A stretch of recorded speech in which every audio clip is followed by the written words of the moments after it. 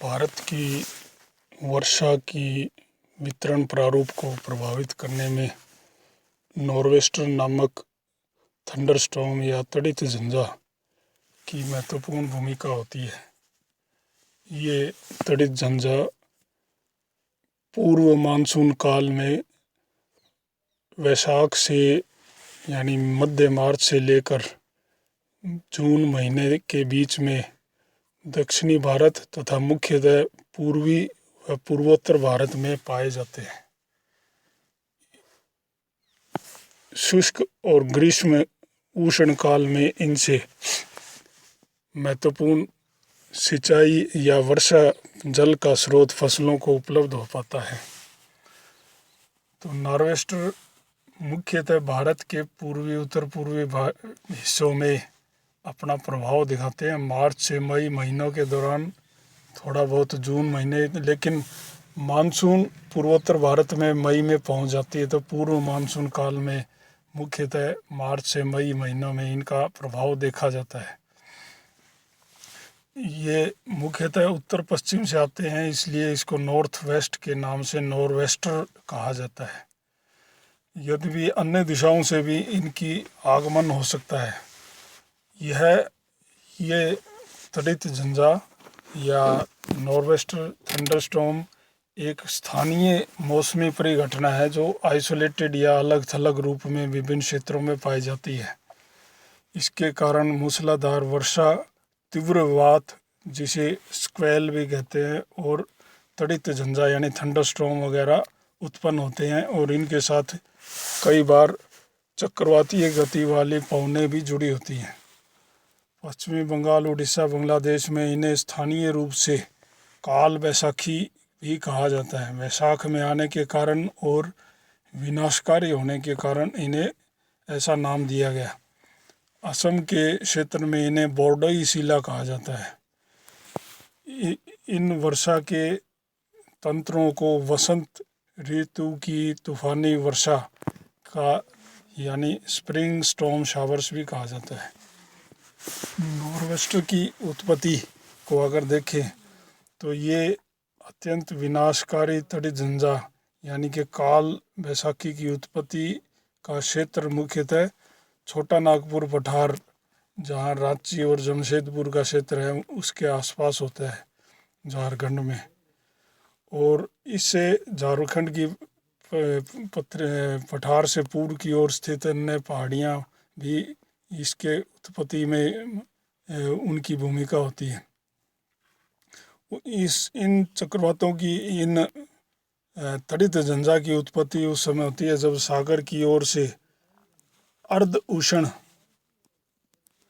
हवाएं, अर्ध उष्ण किंतु नमी से भरी हवाएं इन पठारी प्रदेशों की गर्म और शुष्क हवाओं के से मिलती हैं। देश के पूर्वी तथा उत्तर पूर्वी भागों में शक्तिशाली संवहनीय गतियों के साथ साथ पछुआ, जेट स्ट्रीम या पश्चिमी विक्षोभ से जुड़ी ऊपरी वायुमंडलीय अपसरणात्मक गतियों के कारण ये तूफान आते हैं। दो तरह की वायु राशियाँ, एक गर्म और शुष्क है और दूसरी अपेक्षाकृत कम गर्म और आर्द्र होती है, सागर से आने वाली। ये पवनें जब आपस में मिलती हैं तो जो ज़्यादा गर्म हवाएं हैं वो ऊपर की ओर मूवमेंट करने लगती हैं और उनका स्थान लेने के लिए चारों ओर की विपरीत दूसरे स्वभाव की वायु राशि की हवाएं उसमें उनकी ओर चलने लगती हैं। तो एक छोटा सा चक्रवात बन जाता है, जो जिसे हम स्थानीय तौर पर देखते हैं, उसे छोटे स्तर पे होता है, उसे तड़ित झंझा कहा जाता है। तो इनकी उत्पत्ति छोटा नागपुर के पठार से जुड़ी होती है और इन चक्रवात या छोटे चक्रवातों को जिन्हें तड़ित झंझा कहते हैं, स्थानीय निम्न दाब के क्षेत्र, इन्हें पछुआ पवनें पूर्व की ओर ले जाती हैं। जो ऊपरी वायुमंडल की पछुआ पवनें हैं वो इन्हें अपने साथ ऊपरी वायुमंडल की पछुआ पवनों में जो प्रति चक्रवात या अपसरण की दशाएं होती हैं वो इन निम्न दाब के केंद्रों के ऊपर स्थित रहती हैं और पश्चिम से पूर्व की ओर इन तड़ित झंझा या तूफानों को ले जाती हैं। ये जो काल वैशाखी या नॉर्वेस्टर हैं, ये एक तीव्रवात की रेखा यानी लाइन ऑफ स्क्वेल्स के रूप में होते हैं तथा नए तूफान झंझावातों के विलीन होते हुए कोशों के डाउनड्राफ्ट्स ऑफ डिकेइंग सेल्स के लगातार नीचे उतरने तथा उनके पुनर्जीवित होने से उभरते रहते हैं। जब एक निम्न दाब का केंद्र इन पठारों से पूर्व की ओर गति करता है तो नीचे उतरने पर वो जैसे जैसे खत्म होने लगता है तो तड़ित झंझा में बीच में तो वायु ऊपर उठती है जहाँ निम्न दाब का क्षेत्र होता है और चारों तरफ वायु नीचे उतरती है। तो नीचे उतरते हुए इन वायु के इन भागों को डाउन ड्राफ्ट कहते हैं। तो निम्न दाब के केंद्र के जो डाउन ड्राफ्ट हैं, नीचे उतरती हुई वायु के जो हिस्से हैं, है ना, उनके लगातार नीचे उतरने यानी छोटा नागपुर के पठार से नीचे उतरते हुए कमज़ोर होते हुए जो ये निम्न दाब के केंद्र हैं, है ना, और वो जब वो धरातल पर मैदानी भागों में पहुंचते हैं तो पुनर्जीवित होकर ये वापस उभरने लगते हैं और इन तूफानों को जन्म देते हैं। तो एक लंबी रेखा बन जाती है जिसके सहारे लगातार इस प्रकार के थंडरस्टॉर्म या तड़ित झंझा विकसित होते हैं। इन तीव्रवात या स्क्वेल की गतियां 60 से 80 किलोमीटर प्रति घंटा पहुंच जाती है। तीव्रवात या स्क्वेल क्या है? पवनों के अल्पकालिक तेज प्रवाह होते हैं जो आंधी तूफान झंझावात ओलावृष्टि या हिमपात के दौरान आते हैं। तेज पवन अचानक शॉर्ट है ना, अल्पकाल के लिए जो तेज पवनें चलती हैं उन्हें तीव्रवात कहा जाता है। नॉर्वेस्टर की जो निशानी है वो सबसे पहले क्या, उत्तर पश्चिमी आकाश में गहरे काले रंग की कम ऊंचाई की मेघ राशि दिखाई पड़ती है जो ऊपर से कुछ कुछ है ना मेहराब की तरह उभरे हुए मेघ होते हैं। शुरू में यह गति धीमी होती है, धीमी गति से आगे बढ़ते हैं और बाद में एक तीव्रवात के साथ तेज गति से आगे चलने लगते हैं। इनमें पवन की जो गति है, गोलाकार पवन की गति और चक्रवात जैसी भी हो जाती है। नॉर्वेस्टर के विभिन्न स्वरूप देखें तो नॉर्वेस्टर का एक स्वरूप दक्षिणी जो प्रायद्वीपीय पठार पर भी पाया जाता है, जो दक्षिणी प्रायद्वीपीय पठार के दक्षिणी पश्चिमी और पूर्वी भागों में हल्की वर्षा के साथ तूफान के रूप में दिखाई पड़ते हैं अप्रैल और मई के महीनों में। दक्षिणी या प्रायद्वीपीय पठार में ये इनके कारण 7.5 से 12.5 सेंटीमीटर वर्षा हो जाती है जिससे आम के जो बगीचे, आम के जो वृक्ष हैं उन पे फल लगने लगते हैं तो इन्हें आम्र वर्षा कहते हैं। और जिन क्षेत्रों में कॉफ़ी होती है जैसे कर्नाटक के जो ढलानी पश्चिमी घाट के ढलान हैं उन क्षेत्रों में इन्हें फूलों वाली वर्षा कहते हैं क्योंकि कहवा के जो वृक्ष हैं उन पर फिर फूल आने लगते हैं इन वर्षा के कारण। अगर इन चक्रवातों के प्रभाव क्षेत्र देखें तो ये भारत के उड़ीसा, पश्चिमी बंगाल, असम, बिहार, छत्तीसगढ़, झारखंड और असम सहित पूर्वोत्तर भारत के राज्यों और बांग्लादेश को प्रभावित करता है। ये चक्रवात या ये तड़ित झंझा निम्न दाब के केंद्र पश्चिम से पूर्व की ओर गति करते हैं।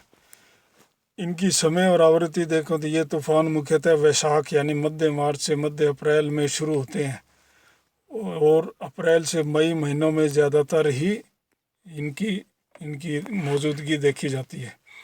अत्यंत विनाशकारी होते हैं इसलिए इन्हें काला नाम दिया जाता है। बंगला भाषा में काल वैशाखी कहा जाता है। विनाशकारी है इसलिए ये प्राय सूर्यास्त से कुछ समय पूर्व या इस सूर्यास्त के कुछ घंटे बाद आते हैं। यद्यपि कभी कभार देर रात भी इनको देखा जा सकता है। मार्च में शुरू होकर पूर्वोत्तर भारत में मानसून के स्थापित होने तक काल वैशाखी बढ़ती हुई आवृत्ति के साथ आया करते हैं। मई महीने में इनकी आवृत्ति 2 से 3 इन क्षेत्रों में पाई जाती है और असम में जितनी बारिश जून में होती है उसकी 2/3 बारिश इन तड़ित झंझा या नॉर्वेस्टर तूफानों के कारण हो जाती है। काल वैशाखी का वर्णन बंगला साहित्य में भी बड़े स्तर पर पाया जाता है उस पूर्वी भारत के उन क्षेत्रों में। अत्यंत विनाशकारी मानसून पूर्व काल के महीनों में पश्चिमी बंगाल, बिहार, झारखंड, छत्तीसगढ़ और पूर्वोत्तर भारत में दोपहर बाद या सायंकाल नॉर्वेस्टर की जो तूफान है ये नाटकीय ढंग से अपना खेल खेलते हैं। वर्षा लाते हैं, बिजली कड़कती है, तेज़ बारिश होती है, अल्पकाल के लिए मूसलाधार बादल गरजते हैं और बहुत सघन काले बादल इनके कारण है ना देखे जाते हैं। तो ऐसी इन इन डरावने किंतु सुंदर प्राकृतिक घटनाओं का वर्णन साहित्य में भी मिलता है। जैसे मोहित लाल मजूमदार की काल बैसाखी कविता प्रसिद्ध है। रविंद्रनाथ टैगोर ने काल बैसाखी तूफान को संबोधित करते हुए एक कविता लिखी जिसे कहते हैं, जिसका टाइटल है एशो हे बैसाख। उसमें पुरानी बीमार परंपराओं को ख़त्म करने के लिए इस झंझावात या तूफान को आह्वान किया गया है। नॉर्वेस्टर के अगर प्रभाव देखें तो नॉर्वेस्टर मानसून पूर्व काल में और शुष्क काल, जो गर्म और शुष्क काल होता है वो महत्वपूर्ण होता है, क्योंकि इससे 25 से 50 सेंटीमीटर बारिश हो जाती है। दक्षिणी भारत में भी इनका महत्व है, आम के लिए या कॉफ़ी के बागानों के लिए, लेकिन पूर्वोत्तर और पूर्वी भारत में इनसे ज़्यादा बारिश होती है। वहाँ चाय के बागानों को काफ़ी लाभ होता है। खरीफ से पहले की जूट, धान या सब्जी या फलों की जो खेती होती है उनमें भी इसका काफ़ी प्रभाव इन तूफानों का, इन बारिश का पड़ता है। आर्थिक महत्व के साथ साथ इनसे हानि भी काफ़ी होती है, क्योंकि पश्चिमी बंगाल, उड़ीसा और बांग्लादेश के तट व झारखंड में इनके कारण 120 से 200 किलोमीटर प्रति घंटा की गति वाली पवनें आती हैं, जो जनधन को, जीवन को और संपत्ति को हानि पहुंचाती हैं। पर्याप्त मात्रा में आर्द्रता होने पर और संवहनीय धाराएं विकसित होने पर ये तड़ित झंझा टोर्नेडो का रूप भी लेते हैं। टोर्नेडो एक छोटे स्तर की लेकिन अत्यधिक गति वाली है ना चक्रवातीय परिसंचरण है, जो अमेरिका में प्राय देखा जाता है और बहुत हानिकारक होता है। ऐसा एक टोर्नेडो आया था बांग्लादेश के दौलतपुर सतुडिया क्षेत्र में, जो करीब 1989 के अप्रैल महीने में आया था, जिससे काफ़ी नुकसान हुआ था।